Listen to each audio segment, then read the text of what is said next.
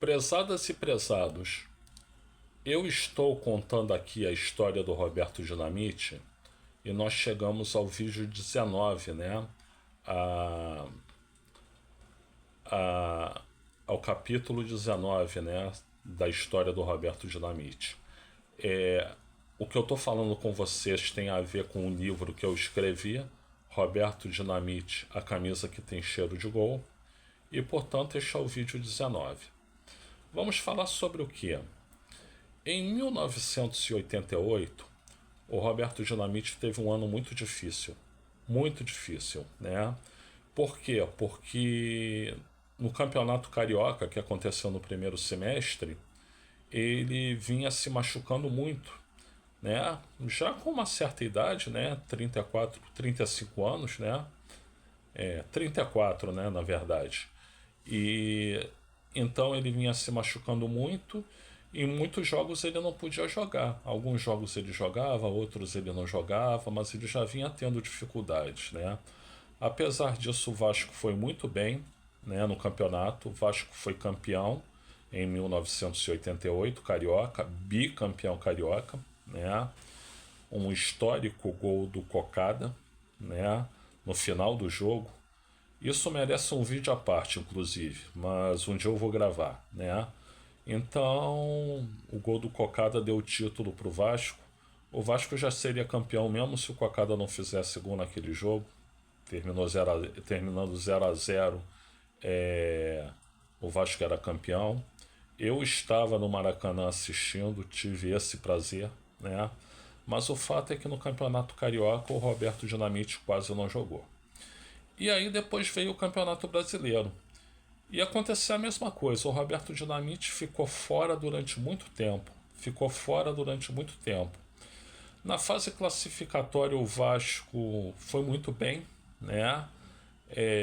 Terminou como líder disparado da primeira fase, né? Então nas quartas de final ia pegar o oitavo, né? O oitavo da fase de classificação, que era o Fluminense, né? Então, Vasco e Fluminense lá nas quartas de final. Primeiro jogo, eu fui no Maracanã, o Fluminense ganhou do Vasco de 1-0, gol contra do Zé do Carmo, né? E no segundo jogo, eu fui no Maracanã também, o Vasco precisava vencer por um gol de diferença, para se vencesse por um gol de diferença, levar para a prorrogação o jogo, e aí o Vasco jogava pelo empate na prorrogação porque teve melhor campanha na fase classificatória. Então, gente, eu fui nesse jogo também, e nesse jogo exatamente o Roberto Dinamite ele voltava à titularidade do Vasco. Quem vinha jogando até então era o Hernani, mas o Roberto recuperado, o Roberto voltou, né? Eu às vezes falo Roberto Dinamite, mas nessa época já era Roberto, só Roberto, né? O Roberto voltou ao Vasco. E assim, naturalmente ele estava sem ritmo de jogo, né? Então ele não estava jogando bem. Talvez o técnico Zanata, ao invés de botar o Roberto logo de cara, ele fosse lançando o Roberto aos poucos, né? Mas o Zanata preferiu botar o Roberto logo de cara. O que aconteceu, gente? Aconteceu uma das coisas mais deprimentes que eu já vi na minha vida. O Roberto não estava jogando bem, e não jogando bem, a torcida do Vasco começou a vaiar, né? Quando o Roberto tinha a bola, vaias. Quando o Roberto não tinha a bola, a torcida gritava Hernani, Hernani, Hernani, né? Ou seja, a torcida do Vasco desrespeitando o maior ídolo da história do clube, que naquele momento já era, né? Inclusive, teve um episódio que um grupo de rapazes na arquibancada do Maracanã estavam lá metendo o malho do Roberto enquanto o jogo acontecia, e um deles disse assim: esse filho da puta do Roberto tá acabando com o time. Aí um garoto de 18 anos virou para ele: qual é, rapaz? Você vai falar assim do maior ídolo da nossa história? tem a respeito, aí o outro calou a boca imediatamente, né? Mas o fato é que a torcida destratou o Roberto de forma imperdoável, imperdoável. E no tempo normal, o Vasco venceu por 2-1, gol do Bismarck. No primeiro tempo teve primeiro gol do Fluminense, gol do... agora eu esqueço o nome do rapaz, Donizete, né? O volante Donizete.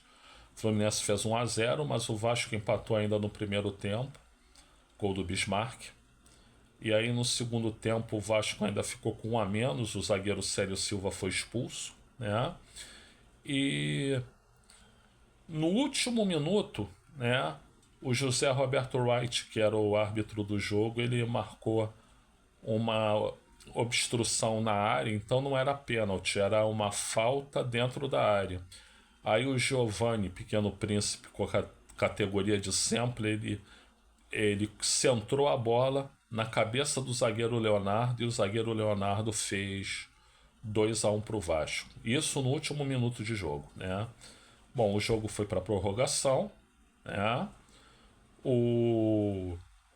Infelizmente o Vasco estava exausto, né? Porque tinha perdido um jogador e não conseguiu segurar o empate que lhe garantiria a classificação. O Fluminense fez 2-0 na prorrogação, gols de Zé Maria e de Washington, né?